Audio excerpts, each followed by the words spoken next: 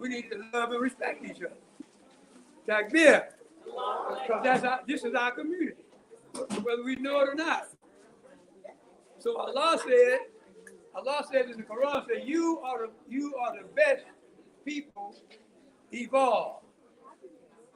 That's us. That's what Allah said. He said, you are the best people that have evolved for the group. You read what Mr. said? For the best of mankind. So we have to get ourselves together. We have to lead the world. Not only just ourselves and our family community. We're here to lead the world. Are you ready to lead the world? Yeah. Takbir. You should be, you can read the Quran, pray all day, fast all day, but you got to go to work. You got to step up. You got to get out there. So a lot of times people hear that, they say, oh, not me, all I want to do is just pray. I'm just a spiritual bird, just praying. You got to go to work, brother, right? So we've been working a long time. We got a track record. We got a track record of work, amilus, salihati, work in the community. Long track record. So we're not bragging on it. But we had to do more. All of us can step up and do more. Huh? Yeah. It's good to get everybody to eat. Come up here and get some of this good food. And we have a program called, it's a conference call every Sunday morning from 10 to 12. And we do a nationwide conference call, study group. And we use Imam Muhammad's materials and lectures. We study it. You know, you think you heard it, go back over it again. Huh? Go back over the language. We were so excited in 75, we would hear it, it was sounding good, but we really didn't understand it, right? we wasn't understanding it, but now we taking it in, digesting it, and it's raising our IQ. It raised you up. Oh, what? Okay, now, Sanat. Yes, thank you for filling in. So here, we're going to get ready to talk. So we don't have a mic. So we don't have the mic, so we won't have to try to talk over everybody. I can talk kind of loud. But this thing we have, the theme for this Juneteenth is remembering our freedoms, struggling to recover it, and striving to advance its future. Remembering our freedom, struggling to recover it, and striving to advance its future. We're going to try to talk over you.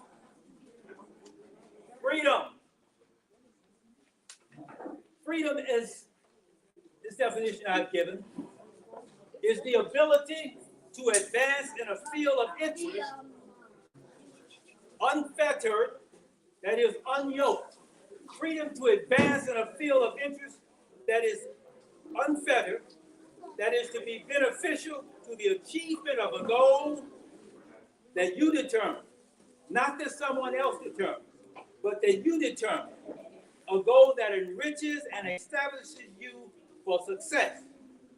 And it is more than not having a physical chain on your neck or a yoke on your neck. But it is also to have the freedom of what is operating on the neck, the brain, the thinking, to have the freedom of thought that liberates you, and the freedom to execute your own authority. So it's more than physical freedom. We're talking about a complete and a comprehensive freedom. So freedom becomes very important. We have been struggling as a people for these last 500 and more years. We've been struggling as a people for these last 500 or more years to recover our freedom.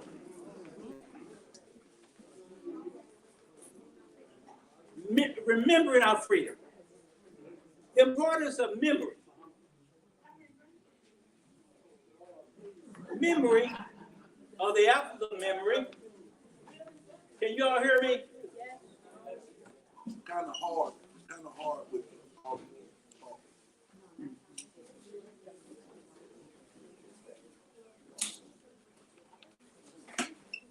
The importance of memory. The lack of memory.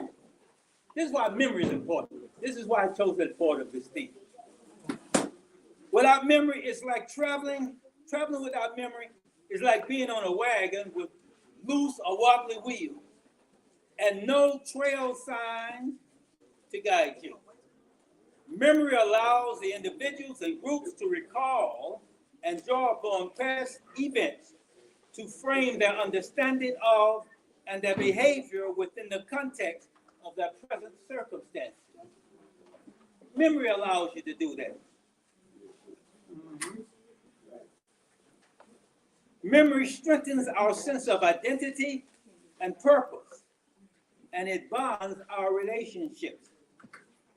Memory allows us to learn from the past, to grow and develop our personality and character over the years. As Malik Shabazz, that is Malcolm X, as we come to know him, he said, of all of our endeavors, history is best qualified to reward our research. So if you have no memory of yourself and of your history, in fact, if you had no memory, you couldn't perform your profession, you couldn't walk, then without memory, you will have no retention of knowledge of how to do anything. So this is why memory is so important, and this is why we chose it as part of the theme.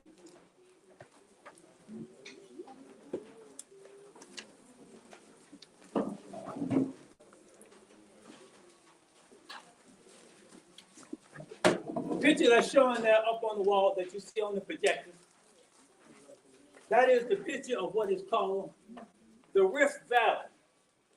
That's a picture of the Rift Valley. That is an area around Kenya and Ethiopia.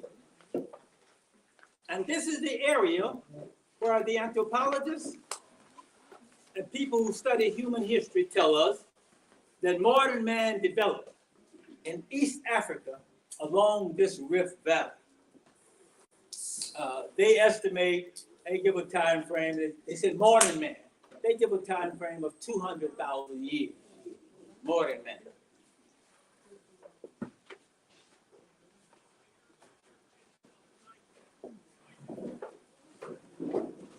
So as we understand in religion, and as the anthropologists and others tell us, we all have a common origin. We have a common origin. Religion tells us that we began from a common human parent. And it gives that in the language of Adam. And in religion, it's really talking about more than, not male. That's really not what they was even addressing. But it's to tell us that we have a common human parent. And he named them Adam, both male and female. So it's to tell us biologically we have a common origin. And that common origin was not in Europe. That common origin was not in Greece. It wasn't in India. It wasn't in any of those places. Out of this Rift Valley, human beings emerged. And they give this period about 200,000 BC. And from that Rift Valley, they spread out of Ethiopia, that area there, Kenya, Ethiopia. They spread all over the world. So if you're looking at the map there, all of these different continents and places, they spread out of Africa, and they go into Arabia, they go into Europe, they go into India, and they go into the America and the island from this common origin. So and in moving to these different places, the environment changed them in terms of their skin colors, their hair texture, their eye formation. So some lost pigment, some hair became straight, and various other things, but these are just all environmental factors. But we have this common origin. and it's not from Greece or any of these other places. So migration out of East Africa, out of the Rift Valley, and into Australia. To all of these places, humanoids migrated, and they took on various ethnic and physical characteristics.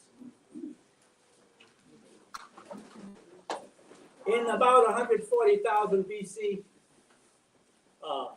in what is called Bumba, South Africa, in those caves there, they begin to see artistic expression from about 140,000 years ago. They date and they estimate. We're talking about human development now, from modern man. Now we're talking about artistic expression about 140,000 years ago. And then they postulate about 80,000 years ago, there was speech innovation. Speech innovation and communication that way, about 80,000 years ago. And when these people moved to all of these different places, like we said, there was climatic adaptation.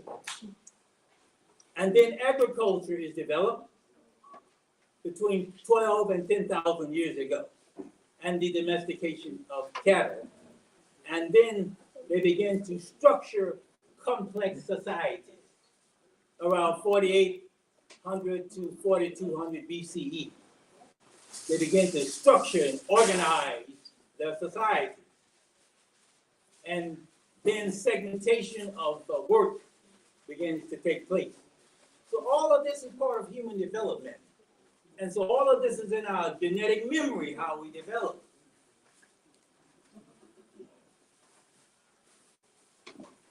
About 4,000 BC,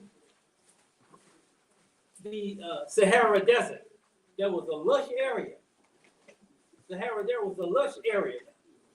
About 4,000 BC, it began what they call desertification. It began to turn into desert. But in 9,000 BC, and that period of time and earlier, it was a floral, lush environment. But it began to become a desert at about 4,000 BC. And with this desertification, then people begin to move out of those areas, and they begin to move up into the Nile Valley. They begin to move into what now is what was then Nubia, and now the Sudan. That is that map that you see on the overhead there. They begin to move into Upper Egypt and what's called Lower Egypt. So these people out of Ethiopia, and there's an old history of there's an ancient book called The Wonderful Ethiopians of the Ancient Kushite Empire by Drusilla Houston. And it talks about these people who migrated all over the world and set up colonies. The wonderful Ethiopians of the ancient Kushite Empire.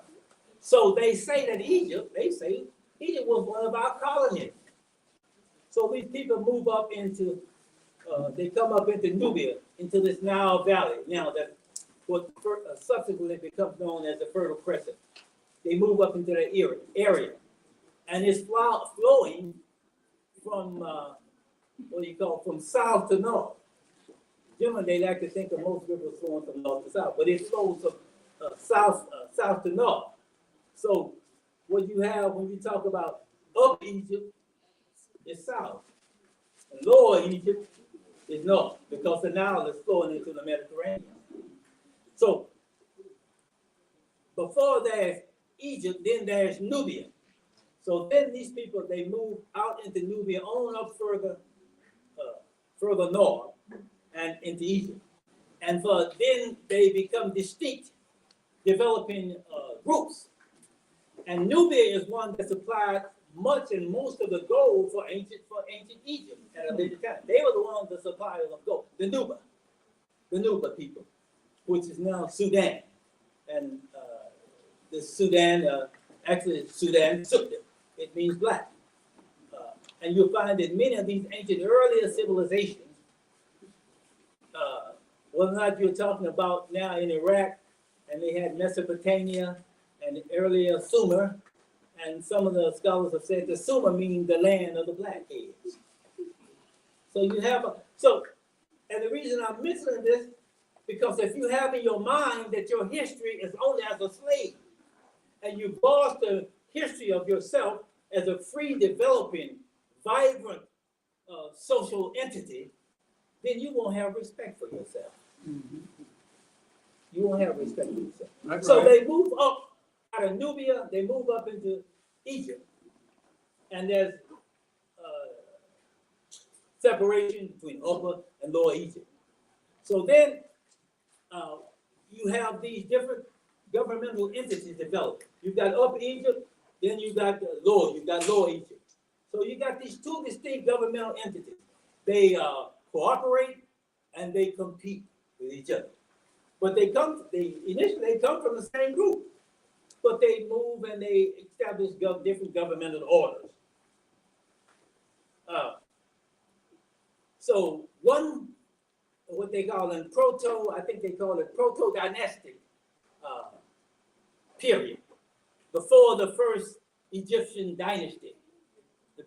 This is the time that some of you may remember from the movie with what's the former wrestler's name? The Scorpion King. The Rock. Yeah. So then this proto-dynastic period is the time of what really in Egyptian history of the Scorpion King. That's what that based on for real, historically, the Scorpion King. So this is before Egypt is united into a unified dynasty. And Upper Egypt has one crown, Lower Egypt has another crown. And that's a picture that you see up there. One crown on the left, I think, and the other crown in the middle there, one for Upper Egypt, one for Lower Egypt. And then when they are united, then they're put together. And then you see on the right-hand side, you see the double crown that symbolizes the unification. And now the Catholic Church, the Pope, they utilize much of that that formation. For those who know, that's borrowed from Egypt. So this is the double crown. When you have after the Scorpion King, the first dynastic unification by Menes, M-E-N-E-S, Menes or normal. So this is when you have the unification of Egypt. And this is all part of remembering your past, remembering that you are more than just chattel, an object for an asset that was brought to America. So this is the point that I'm getting to. Now, this picture that you see up there, ethnic identity of the ancient Egyptians. This picture comes from the tomb of Ramesses III in 1200 BC.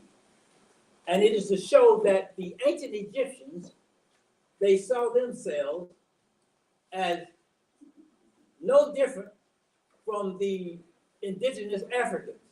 And they have a picture here of an Egyptian on the left-hand side there in that first picture, seen by himself, that is the black type, and the Indo-European seen on the right of that first picture. And then in the second picture, they show other Africans who are looking just like this Egyptian. And then they show the Semite on the other side. In latter times, you'll see these pictures change as different people migrate in, and as they come in as conquerors, maybe coming first as students, but then subsequently coming in as conquerors. And then much of the art and other things are changed. Now, and then the people, they mix up and they have they have an intermixture, so they begin to take different morphologies and different shapes also.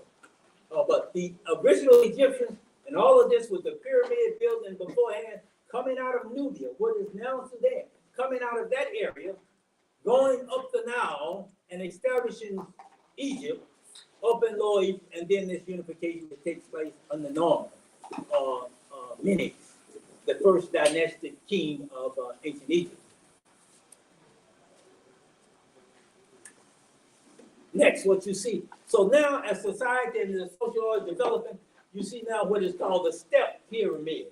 So now they're starting in the pyramid building time. And in this period of time, we are talking about This first dynastic unification was between 3150 BCE and 2890 BCE. So we're talking about, you're talking about what? 5,000 years, and this is a conservative estimate with this first dynastic period, maybe 5,000, 6,000 years ago. Then in about 2670 to 2650 is when you have this step pyramid by the pharaoh Dozier, Dozier or Joshua, Djoser. And this pyramid here, this is the beginning. They begin this, and you find these kind of forms down in Sudan that precede what they have in Upper Egypt or in Lower Egypt. You find it on down in what was then Nubia. You find this development starting there. And the same picture of this step pyramid, it shows that little diminutive man down the right, that's Imhotep. The real. Yeah, the real Imhotep. He very much like, looks like the claw of the, who you might call the pygmy. Little short, diminutive type. He was a great architect and a multi-talented genius. That little man right there. Little man that carried a big stick. And he was the one that started building the step pyramid for those. After that, with the pyramid building station, then the Sphinx, the great Sphinx come in. And in this great Sphinx, when Napoleon and other Europeans got there, they saw these Negroid features show, so many of the artifacts you'll see, the noses are blown off because they're trying to hide the history and hide the identity.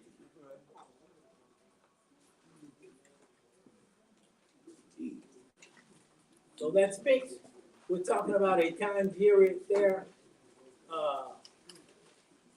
of about 2630 BCE. Then after that, the pyramid era continues, and they begin to develop and refine these pyramids more. You find a lot of them in Giza. That pyramid that you see in the center there, and I understand at one time, I think it might have been covered, I was told, it was a limestone or either a certain gold. It's in a very dazzling image when it was in its early stages. And there's a lot of science that's in these structures. They are not just didn't throw up some big rock. And the Japanese and others have been trying to figure out how did they move these stones. They tried with equipment, and they have not been able to figure it out yet, how they did that. And so we had Greeks that came in much later. And we had people like Pythagoras, and we get from the mathematics, the Pythagorean theorem. But they had these principles. They had to have these principles in order to build the pyramid. That and much other science and astronomy and many other things, stellar calculations and that kind of thing. And these were African people. They give you the impression and in fact, they actually tried to say that Egypt was in Europe. That Egypt was in Europe. And the same thing, Egypt belongs to Africa, just as really, in early times, Saudi Arabia really belongs to Africa, the foliage, the animals, and everything else. And you can see when you look at it, you see just that break in there, but it really is part of the African cut. And in earlier times, it was just considered a part of Africa. They want to remove this from your memory. Now, I have up here Ramesses II. This may or may not be Ramesses. I think when some years ago, when Anissa was, I think with Southwestern Bell, and she was hosting one of the receptionists or something for the Ramesses exhibit that came here. Big, tall. It was definitely African features. Ramesses II, who some say may have been what they call the pharaoh of the so-called expulsion out of Egypt with the Hebrews. And even those Hebrews now are not the European Jews that we have today. They are converted people from the Caucasus Mountains, and they really don't have that much historical connection to the ancient Hebrews. But that's another story there.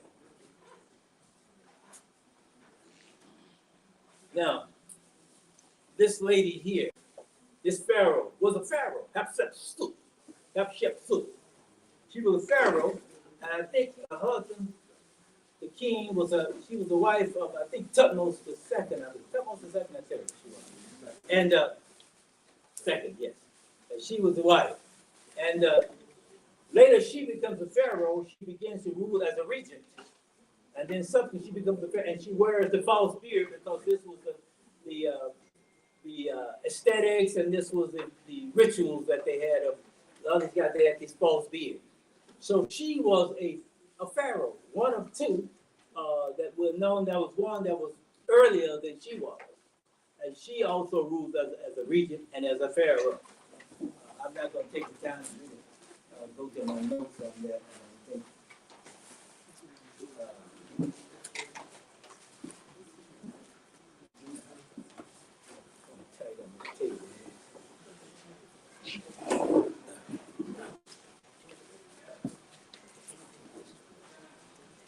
And this, there were various, after the Great Pyramid building, there were other dynasties that came in. But then about 1650 to 1523 BC, there was the incursion of foreigners under the name of Hyksos, the Hyksos people. And they represented the 15th and the 17th dynasty. Subsequently, they were expelled by the original Nuba in what constituted the 18th dynasty. They were expelled by them. They were, some say they were Asiatic shepherd people that came in, but the Nuba came back and they expelled them and took back over the leadership of Egypt. Some, as it's called, Kemet at different times, and the various other names. At that particular time, that the Nubia with the 18th dynasty, that they come back to take over Egypt. At that particular time, when you look at this 18th dynasty, we're talking about 1550 to 1200 something BCE. And this represents the new kingdom. And at that particular time, now in the Mesoamerica, that is Central or Middle America, you see these big heads up there, like you see on the display there, the Olmecs. Down in the Yucatan area, down in Central America. You see these big, they used to have pictures of these at Love Field years ago. They had these big heads. They had pictures of them there. But these people here, they represent, again, we said all these people moving out, they represent Africans of this, and they begin to associate them with this 18th Nubian dynasty.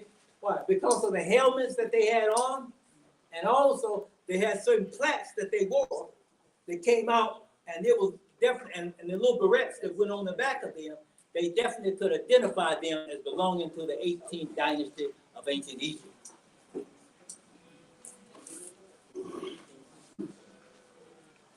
Now, this is what will really probably surprise some of y'all. Look, you see that picture up there. You see that picture up there, that person there? That was King Tang. King Tang. And he was part of what's called the Shang dynasty. The Shang, also called the Nakji, which literally, they say, means black. Na and man is he. King Tang and the Shang dynasty was responsible for unifying China, China, to form their first civilization between 1600 and 1046 BC. The Shang dynasty. And I have some things that I got some years ago where some Chinese folks say, we know we can trace our origin back to these African people.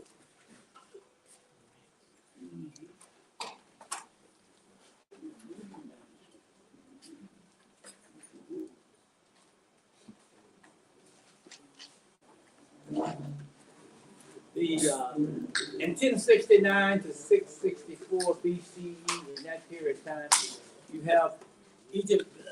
This is the last major substantial ruling dynasty, the 25th dynasty. That is also definitely a Nubian dynasty, mostly purely African dynasty, the 25th dynasty. And I'm trying to think, I forget some important people in there. I won't go into that now. But so now Egypt is getting ready to begin to go into the decline in after 664 BC. This is what's called the coming to the late period. Now, remember we talked about in what was it, about 3300, 3200 BCE. This was earlier dynastic formation. Now that's 3,000 years. What they say before the common era, some say before Christ. We say before the common era. Now, in 333 BC, so we're talking about 5,000 years, almost 5,000 years or more later. Now here comes the Greeks. The pyramid building, all of this stuff is done, all of this is over. The Sphinx is built. All of these great achievements. Now, Egypt is in decline now. They're in decline. And so the Greeks come over. They first come as students. They came as students, and many came and studied for 30 and 40 years in the Egyptian mystery system. For long periods of time. They came and they studied the philosophy, they studied the science. So they came as students. And they used to say, even the Greeks used to say in their religion, that their gods went back to Ethiopia to live and dwell. So they know the history of these ancient people. But in modern times, all of this has been covered up and been hidden so that we can remember these great achievements of our past. And we've said what the importance of history and how it affects your ability to navigate and perceive your potential to go forward in the future. So the Greeks come in here now in about, like I say, 300, 330 BC. And also with, I think, Alexander, Aristotle, one of the pupils of Alexander, I believe. One of the pupils of Aristotle, they raid and they sack the library. And they take the book, and they take the knowledge, and they claim the knowledge. So yeah, we have, and I'm not just criticizing here, because a lot of good things happen. We have our Greek sororities and our Greek fraternities, and not all of them have enough knowledge to be big-time conspirators. They don't have enough. But the big point I want to point out is that these people that we emulate and we so admire, they came to study as African students. Right. They borrowed and stole. James George, stolen legacy. We must replace it. This is what he said. So they borrowed, and much of the things they corrupted, but they brought science too. They brought science. They took the sciences, and they made advancements. They did things with that. But this is much, much later. So that was 332 in that area BC, up until 30 BC. Now in 30 BC, now the Romans come in. They come into Africa now. The Romans, they come in. And they come in and they initially, there was Carthage. We know about the great Hannibal. But you look at these pictures they paint of the Hannibal, you think Hannibal was a European. Although he got elephants, that's straight out there. He got elephants going across the Alps and all this. You think he was a European, these pictures they show you. And Carthage was in what is now Tunisia, in that area. That's what Carthage was. And they only were able to take and to do Carthage because of the help from competing African power, Numidia, because they wanted to have self-rule. And so they allied with the Romans to help them take Carthage.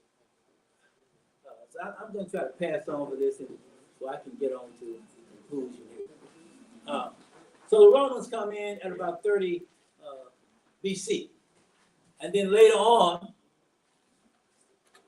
you have the Arab incursion. In the well, you talk about 610 to 633, then you begin to have the movement of Al-Islam and the movement of Arabs and others into these areas of Africa.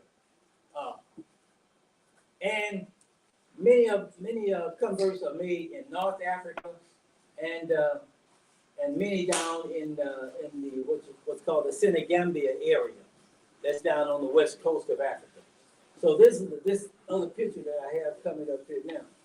And look, if you look and you see, look at Arabia. You see Arabia there? Look like it just got this split with the Red Sea there, and they show how what they call the movement of the continent, how these things naturally were all at one time. I forget what this idea is called. I escaped it right now. But how these countries were all joined together at one time, and then they separated out. And so out of this area where you have Egypt, so you see Sudan down lower, and you have Yemen down there, which is Lower Arabia, what's Lower Arabia. And so out of this area, this is the area where the Queen of Saba was. And she became known as Queen Sheba. But she's out of that area, Saba. And this is one of the reasons why when the mystic teacher W.D. Farad came, and he in Detroit, and Amtrak, Michigan, and he had the Honorable Elijah Muhammad told him to move to Yemen Street, see, because he wanted them to identify with these people of Saba, knowing that they had people, Queen Sheba, Queen of Saba. He wanted to know that you had that greatness in your history. So he's a mystic teacher, and he's spinning his yarn. He's spinning his yarn, but he's trying to give you this identification. And also up around in this area, going to this next slide, this is a picture of what they call the golden age of the Moors. So a lot of controversy comes up. Well, who are the Moors? They had the black Moors, the tawny Moors. This is the famous character in Shakespeare's Othello, the Moor of Othello. And you have these Moors present. And they were part also of people that go up into Spain. Initially at the invitation of, I can't think of the count now, they invited them because he was having some disputes with some of his fellow Christian and other governmental leaders, and he asked the leader down there if he would send a contingent up to help him, and they made alliances with each other. I think it was Count Julian, I believe it was. But anyway, so in 711, they go out of North Africa. They go up, these Moors, these Berbers and Arabs, and a large predominant contingent of even the Muslims. They don't really promote and say that much about the Moorish African involvement. They cover that up. So they go up in 711, and if you look back, I'm not going to go back to the slide, but if you look back, you'll see that there's just a small distance between Spain and North Africa. Some say it's so close you can throw a rock across it. That may be a literal exaggeration, but it's very, very close. And in that little space of distance between that little strait there, for Gibraltar, the hill of Gibraltar is on one side, and Africa is on the other side. It was General Tariq. General Tariq that went up in. He was the general that went up in there on the invitation of Count Julian. He went up in there and brought these first on a surveying mission, and then brought other troops up in there, and it was in 711. And there are those that some who say that's why they say, "Oh, thank heaven for 711," because they brought knowledge and enlightenment into a Europe that was dead and that was sleepy and that was backwards, wasn't even taking baths. So they brought new science and hygiene and morals into that culture. So that strait that's there with a mountain on one side called Jebel, meaning hill, a mountain. And when Tariq came in there, they began to name that strait as his hill. They said, this is Jebel Tariq. And eventually the word was corrupted into Gibraltar, the Strait of Gibraltar from Jebel Tariq. And this is in 711. Now I'm going to skip here. So we had these Muslims developing from North Africa. Islam is coming 16, and this development here that's taking place. So we had Islamic influence spreading into North Africa and also into West Africa. And many were making the Hajj. And we should all remember the people and our brothers and sisters who died, over 1,000, as I understand, died on Hajj this year from the heat. And it's a difficult journey, and it's even much better now than people who went earlier, because they got air conditioning in a lot of places, but they weren't able to access, so many of them died. Although it is said that when you die on Hajj, you immediately go to the Jannah. But so, what does that have to do with what I'm saying about this next slide that we're getting to here now? That is, in 1324, a great king there called Mansa Musa, he went on Hajj. And it is said that he took from some estimate from 50 to 100,000 people. That was, that on Hajj with him. And that's more people than in DeSoto. That was more people than in all of Tyler when I was coming up in there, and various other places. So he took 50 to 70 to 100,000 people on Hajj with him. And he was giving charity and sending out gold. And it said that he had one nugget of gold so big that he used it to tie his camel to. And so much gold was shared that it drove the price of gold down for a decade in the area. So this was Mansa Musa. And he went, and subsequently he had somebody to come back and build and design the great mosque of Timbuktu, the great mosque there. But how did Mansa Musa get to be, Mansa means king? How did he get to be king? He got to be king because his brother, Abu Bakr II, who was the ruler, he was the king beforehand. But Abu Bakr had heard about these, that there were people, these old men. He heard about them in a place where the river, the ocean currents ran to the west. He wanted to find out where that was. Wanted to find out where the setting sun was. Wanted to investigate whether or not there were Africans over in this strange place that he heard about. So he sent out a flotilla, but while he was king, he sent out a flotilla of ships to investigate. And some say it was 200 ships. And then only one of them, as it said, came back. And he said he made it his mission. And it is said by some that he organized a flotilla of up to 1,000 ships. Some have said, this is in the history. 1,000 ships with supply ships and also for food and provisions to support them and also for the people. And he turned the kingdom over to Mansa Musa. And that's how Mansa Musa got to be the king. And he set out on this voyage. Now, if you look at this next slide, Abu Bakr is born to America. This is in 1324. This is, Columbus is credited with 1492. So, when he sets out here, if you look at that picture, you see from West Africa there, in the Senegambia area, over there on the right side, you'll see that line going up. There are natural ocean currents that run from there to the Americas. So, when you look at that line, there's a current that will take you right into the Gulf and take you right into that Yucatan area. And so this is also where the Olmec set up in La Venta, in that area there. And so Abu Bakr goes there, and so now he's from West Africa, from the Senegambia area. These are Muslims, African Muslims. Quote, some would say black Muslims. Some would say black Muslims. They're going down there. So, and it is said at one time, the migration, and they begin to go into the Gulf, and some say they caught the big river. And they assume that to be the Mississippi, and they go on up the river, exploring, and you find all kind of artifacts there.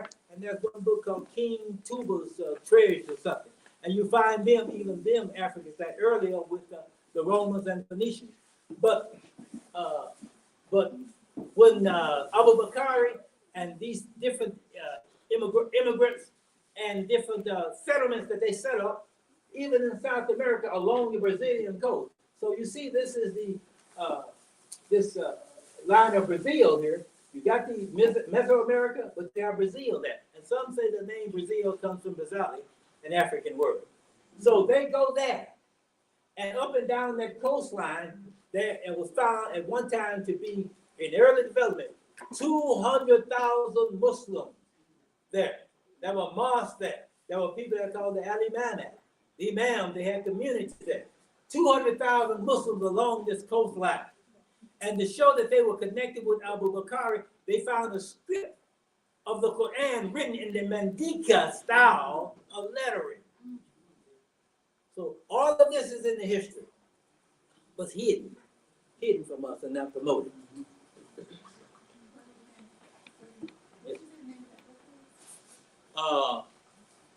There's, I had given several years ago. I gave a lot of the biographies. People didn't respond that much, but this, it may be they came before Columbus. African presence in early America. Leo Werner's. I will send you a bibliography of different things. Several years ago, I put those out. There's just so much. In fact, I'm trying to figure out now, when it's my time to check out, who I can leave my living to that would appreciate it too.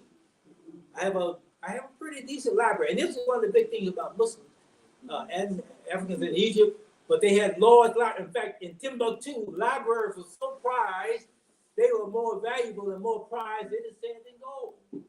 They had big library. And then several years ago, I was at the Dallas Public Library, and they had 10 or more full pages of a newspaper about the manuscripts that were found written in Arabic by these Mandinka people and these Tuba and other people in that area.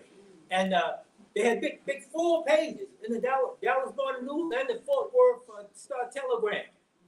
I think I made copies of those. But so UNESCO worked to preserve some of these manuscripts because a lot of the people, they had in their homes, they had buried, they had in their suitcases and other things, so that these things were starting to deteriorate. Now, the sister down in Jackson, Okola, that we were on Hajj with in 2018, that was a Timbuktu exhibit that they had down in Jackson State at the convention. They have a permanent exhibit, Moorish Spain exhibit, and a Timbuktu exhibit in the convention center there. I've been a couple of times. Wonderful exhibit. But she had gotten some of these manuscripts from Timbuktu. Now, when I was a kid, a child coming up, they used to always threaten me. Boy, we're gonna send you back to Timbuktu. And we were we didn't know Timbuktu represented our greatness. We didn't know that. Timbuktu or Timbo, but they used to threaten you that with a child. If they thought if you were being bad, they threatened you. We'll send you back to Timbuktu. But at any rate, so they found all these manuscripts and they waited along this Quran written in Mandinka script along the Amazon, this coastline here, and they were able to tie that back to Abu Bakr. So this is a picture of Abu Mansa Musa that succeeded his brother, and this is a rendering, brother. This is a rendering. They also found many mosques in Cuba, and I suspect that the name Cuba, is related to the Arabic word for Caribbean, Carib. It means near. I suspect the Caribbean, those near islands, are related to that Arabic word, Carib. So, struggling to recover. This is remembering our past. Struggling to recover. And I'm going to just shortcut a lot of that.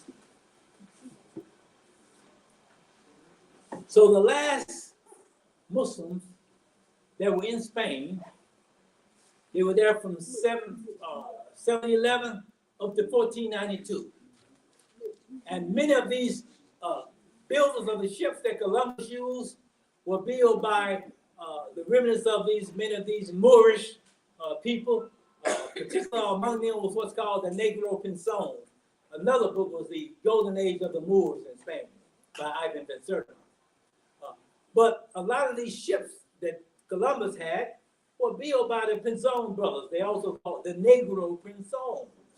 And they were also, many of the Muslims, navigators on Columbus's ship. And with people like, think Cabeza de Vaca. We had Estevanico, or Little Stephen, that was a Moor from Spain. And he was part of the exploration of exploring with Cortez, exploring this new world. So we had a lot of, and a lot of them, they were expelled in 1492, the last stronghold.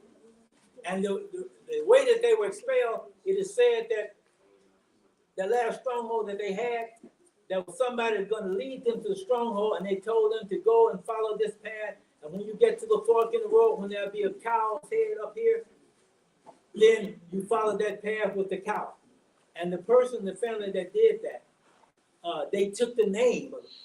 Anybody know the Spanish word for cowboy? Vaquero. And the Spanish word for head, cabeza. So this is how Cabeza de Vaca gets his name, his family name, Cabeza de Vaca, head of the cow, because it was his family that gave the notification how you get to this last Muslim stronghold at Granada, that the car is named after. And just the major cities in Spain, and just like the place where I was born, which I always think in Toledo, Ohio, Toledo, Spain, known for its metal and swords. We have the Toledo scale. But this science that came out of that, and other places when we had the Seville Cadillac, Seville, Spain. These are famous Muslim places in Muslim Spain, but you don't get the connection. So all of this is lost to us. So when they were expelled out of there, and many of them, many Jews that were expelled that enjoyed freedom and privilege under Muslim rule, and Christians, they cooperated together. And so the Moranos and Moriscos, they were expelled. And many were suffered persecution. They had the Spanish Inquisition, a whole lot of other things to get rid of them. And I'm not going to go into detail all of that. But this exploration of the New World, this is after the Pope had divided the world in half between Spain and Portugal. Now, they developed the explorers, the Spanish explorers, their instruments were developed from Muslim astrolabes and other things. They had ships built by the Negro Pinzons and others. They used Muslim navigators. So all of this, and Columbus, when he's going over his voyage, he saw the African. He saw African coming back, and he got it in his journal. This is in Columbus' journal, and he was very much aware of that. So I'm going to just have to worship him. I was able to take more time because Brother Memphis wasn't able to participate. So this discovery of a new world brought about a need for new resources, new labor, and Muslims controlled most of the land routes to the spice trade and other things. So they were trying to find a sea route to get to India. That's why Columbus was trying to sail in, because the Muslims controlled all the other land routes. So he's trying to get to India. And he stumbled upon America. So this brought about a need. They began to search for new labor sources. And then they began to engage in the enslavement of Africans, because now these West African empires, they've gone into decline. They've gone into fitna. They're fighting against each other. And some of them are selling and capturing each other and selling them to the Europeans. See? And now the firearms are developed now. So this is another thing that becomes a factor in that. So now we get to the transatlantic voyage, the transatlantic slave trade. And this is a picture how we were loaded in, and you'll see a lot of this when we visit the African American Museum in Washington, D.C. Loaded in boats like sardines, loaded in boats like that. And underneath the shells is one of these things. You know, you got maybe 290 slaves and 130 of them stored underneath shells, shackled together, feces on each other. And some were conditions so bad, many jumped over to drown, or to take their lives rather than be taken into slavery. So we have to remember our freedom and the circumstances that come into our lives to take that freedom away. And this is why I know, we hope to see more young people and more participation. But look, and the Imam Muhammad asked us to do this. Not that this is to be a Muslim thing. He asked Muslims to come and to put their input in. I saw part of the John Legend and Patti LaBelle and Smokey Robinson, and we saw the presentation they had with the different actors, and that's wonderful. But we're more than entertainers and athletes. We have a history of greatness, and we have to present that. So when we come at the Juneteenth, we want to have the barbecue, we want to have the red soda water, and all these good things. But we are, as Sister Opal Lee says, I don't know how many of you wait to walk with her. Anybody else able to walk with Sister Opal Lee? Yeah, so I was able to walk with her. And one of the things that she said at her walk, she said, freedom is not a destination, it's a journey. See, so we're still moving always to attain a more complete freedom and a more comprehensive freedom that allows us to execute our own authority over our own lives.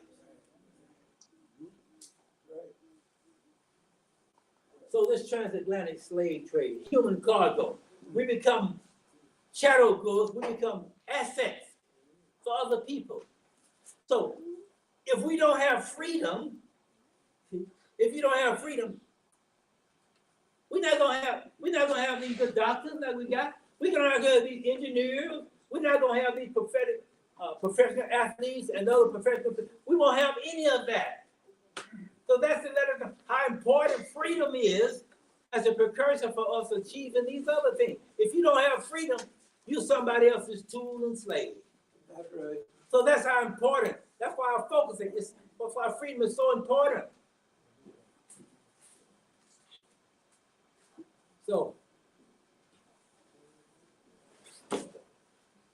sound like a preacher. So, we're gonna just kind of skip something. These people that you see, these were many Muslim enslaved scholars and other persons that were practicing that religion. That on the left we saw Abdul Rahman, the prince, and we saw years ago at the theater out of Mockingbird, they present Angelica, and his book. There's a book written called, based on the movie called Prince Among Slaves, Abdul Rahman. And I'm not going to go into his history because I don't have the time. And then next, there's Omar ibn Said, that some in our association have named a masjid after him in North Carolina, Omar ibn Said Masjid. And then there's Job bin Solomon. Okay, he was a prince, I believe, and he only was enslaved for 2 or 3 years. But Abdul Rahman was a slave, and his father was a king. And he was captured by slavers and sent to the American. He stayed for 40 years, but it was President John Quincy Adams and others who heard his story, and he was literate, writing in Arabic. They always talk about we didn't have any written tradition. The Africans, they don't write. Yeah, they were literate for years and centuries in Arabic. So Abdul Rahman finally got free, and he went around trying to raise funds to buy his family to free them. He got some of them, his wife, but a lot of his children he didn't leave, and he got back to his home country. It's an interesting and a sad story. He died not too long after. But most of these people, whether or not it's Abdul Rahman, Omar ibn Said, Job bin Solomon, they come out of this West African region called Senegambia, or Senegal, and those other places are there. And then we have Yaramon, Mahmoud, others there. I'm going to skip on down to this next. So we had a whole. So when it was mentioned Harriet Tubman and her work on the Underground Railroad to bring us to freedom, and that's just a whole roll call that we could do. Whether or not it's Nat Turner, whether or not it's Sojourner Truth, or whether or not it's Mon Delaney, or whether or not it's Toussaint Louverture in Haiti, the First Republic, and they, I think it was 17. I can't think of the exact date. It was 1791, I believe. 1791 to 1802 was this revolution down in Haiti. And those people that came into Haiti found out now that they came from the Senegal area. And that's why it's so sad to see it in the shape and disarray that it is in. And when I was there some years ago, and we were on a cruise, and I was talking to one of the guys there, and he was talking about Toussaint Louverture and Dessalines. Dessalines is really the general that really took the revolution all the way through. And Toussaint Louverture ended up being taken, he went to France, and they locked him up, and kept him in jail. He died in jail there. But Dessalines was meant to push the religion through, the revolution all the way through. And that's why they developed the camouflage fatigues and that kind of, because they didn't have anything up in the trees and everything else. And they defeated Napoleon's troops there. And because they defeated Napoleon's troops, then Napoleon needed money. I think it was 1802. And Napoleon needed money because they cost him so much to carry on that fight. That this is how Thomas Jefferson acquired the Louisiana Purchase and all of the land that went with that. Because they had beat Napoleon so, and he needed so much money. He sold this land to Jefferson, the United States, and this became a great big land acquisition for this country. It's not the Lord. I think it might have been the Lord. This man that you see up there now, Vicente Ramon Vieiro Saldana, Afro-Mexican president of Mexico. He was one of the fighters in the liberation for the Spanish War of Independence, the Mexican War of Independence from Spain. And he was one of those generals in there, he and Juan Morales. And he became the second president of Mexico. His grandfather, I think, was of African origin. That's why he's Afro-Mexican, Afro-Hispanic. And he became the second president of Mexico. And it was him that outlawed slavery in Mexico. He outlawed slavery in Mexico. And so many of the Africans, when they had what's called the Trail of Tears, based on the policies of Andrew Jackson, who was a racist, extremist, brutal slaver. The one that we have the $20 bill on that they didn't want to exchange, Harriet Tubman, they wanted to put her on the $20, but he's on the $20 bill, and they made all kind of excuses. They didn't want to take him off the money. And he was a big slaver, and he offered big rewards for anything that would capture the slaves and would treat and brutalize them and treat them harshly. Andrew Jackson, in that Battle of New Orleans and all of that down off in there. Interesting. I have to go back and sometimes I go back, I can't get through all of it. I have to try to check myself because it'd be upsetting. It's upsetting.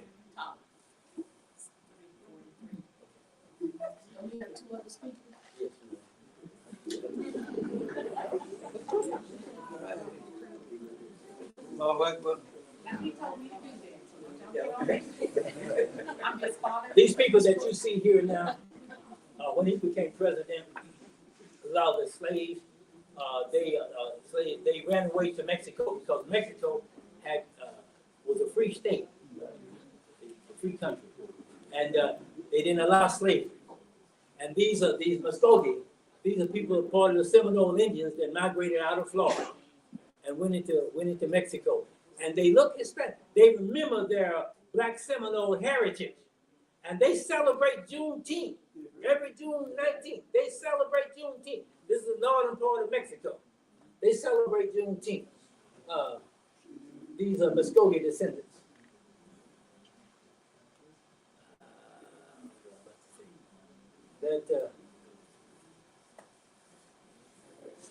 This guy, 1845, this became the governor of Mexico.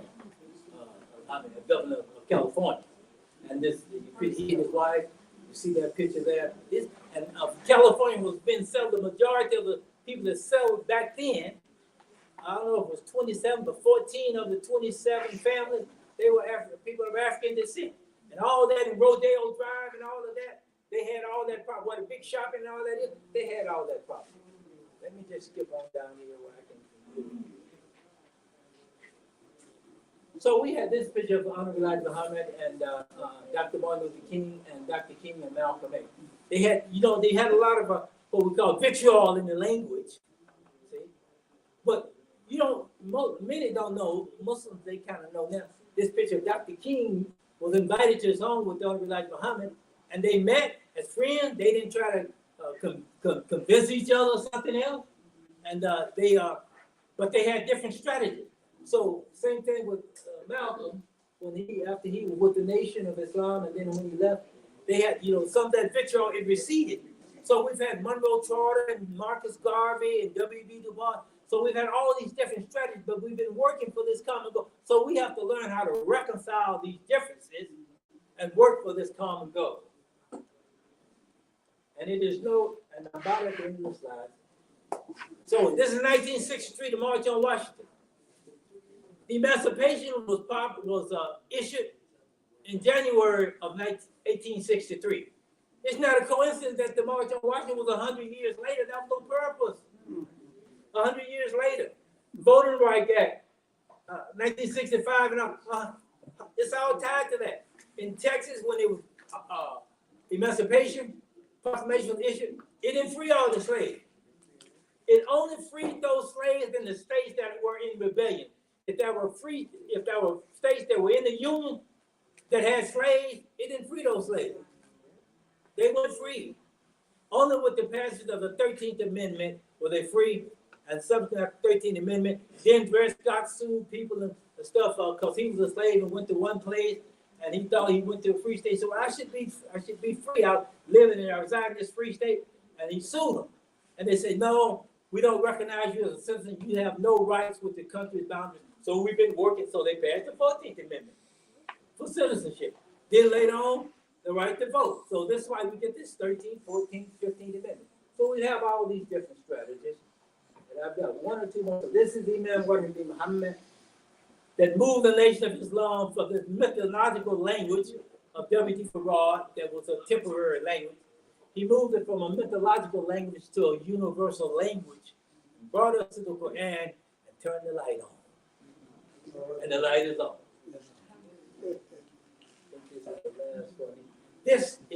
These pictures that you see up there, those are pictures of the National Museum. National Museum that comes about as a consequence for the work of Sister Opal Lee, the grandmother of this recent grandmother of this Juneteenth program. She marched, she got signatures and all that. But this is a museum that has been proposed.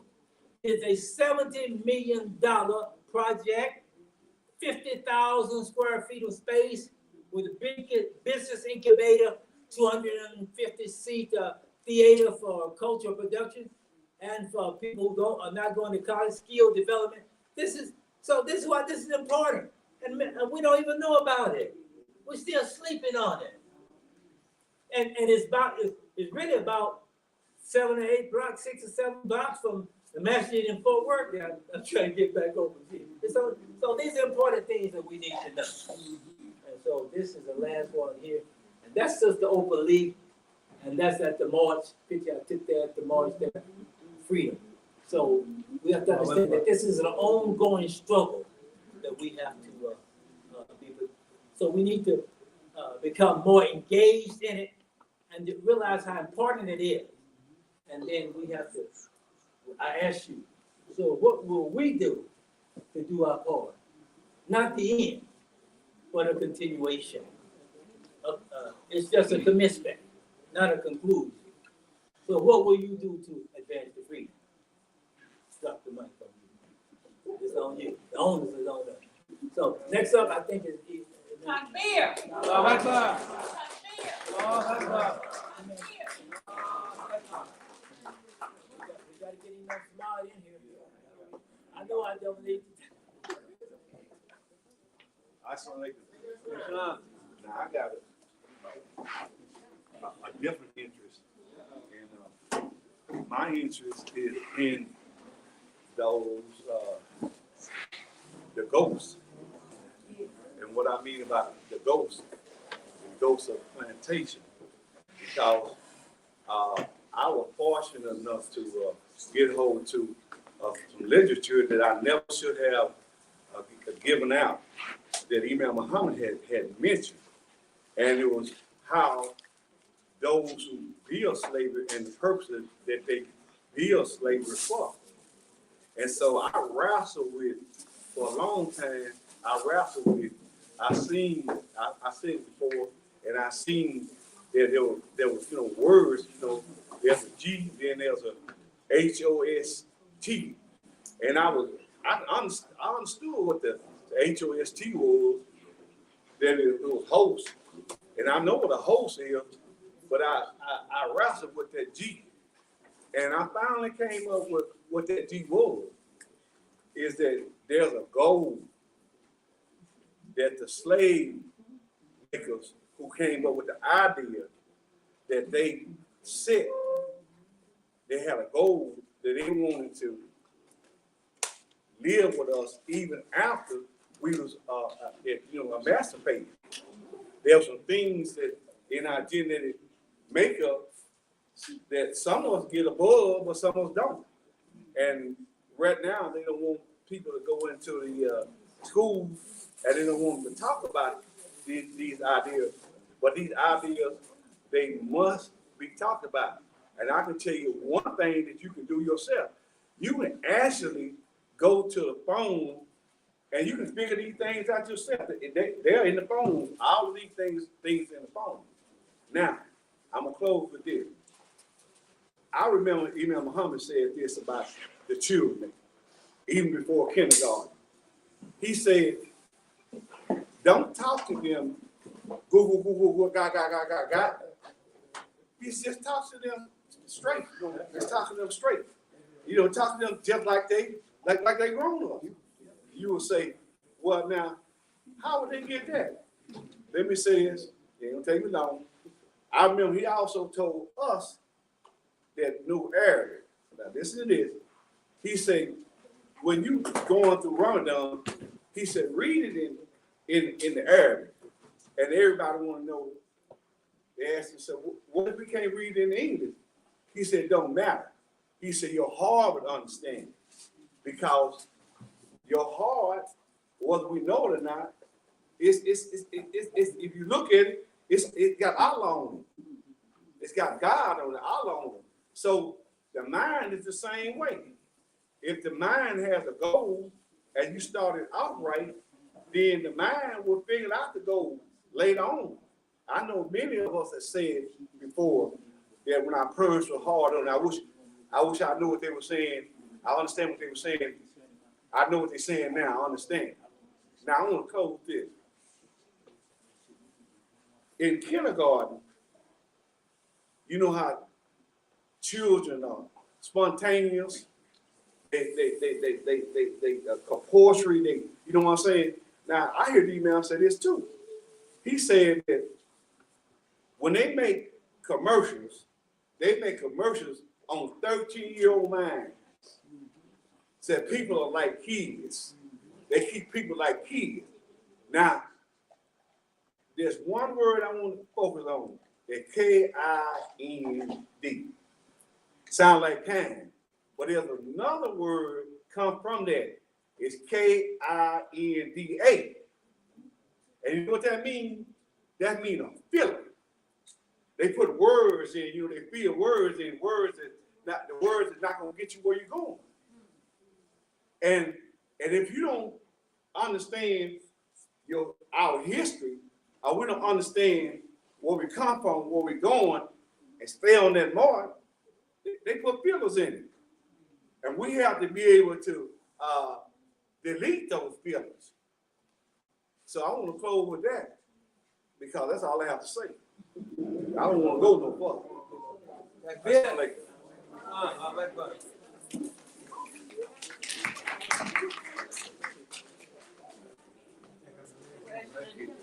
Assalamu alaikum. Yes, sir. Question. This presentation that you just saw, much of what he presented, we saw in the documentary by Tariq Nasheed called Hidden Colors. Has anybody seen that? Yeah. And it discloses a lot of things that are not taught in school, because they are afraid they're going to end up in school. But it can be seen on in Hidden Colors. Some of it you get on YouTube, some of it you get on these free internet movie channels for free, or you can buy it. Just Google it and they'll tell you where to buy it. So it's called Hidden Colors by Nasheed. What is it?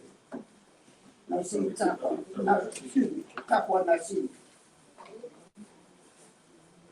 That's it. Oh, excellent. Okay, assalamu alaikum.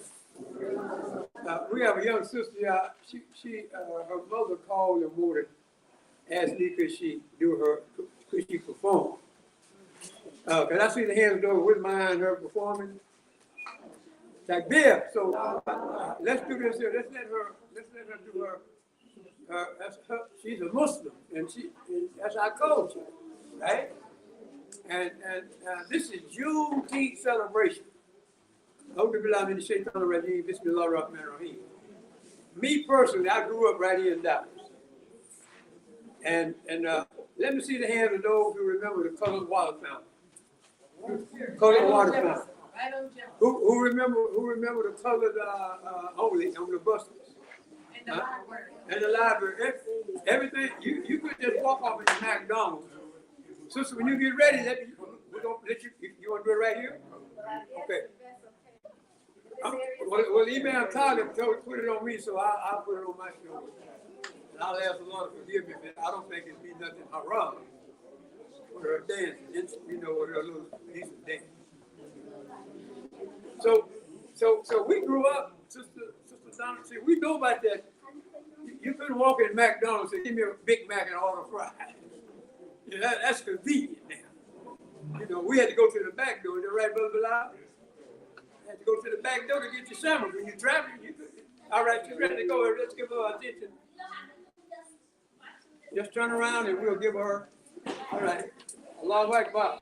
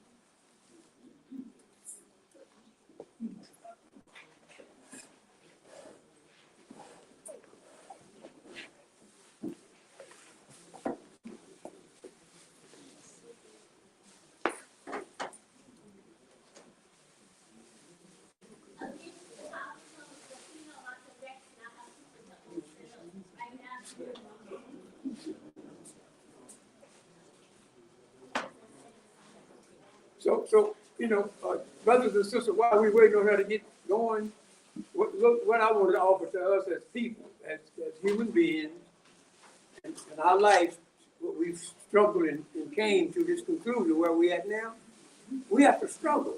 And I know all my life, I've been struggling here in America. It was a struggle. Struggle to be free, struggle to be your own man. Before the Nation of Islam, we had to struggle to be who we are, to be a man. So the struggle keeps going. That's what the whole life is about, a struggle. The people that just came off the Hajj is a struggle. And Imam Muhammad said that when you're on Hajj, the struggle, you ready? I'll finish up when she gets through with you.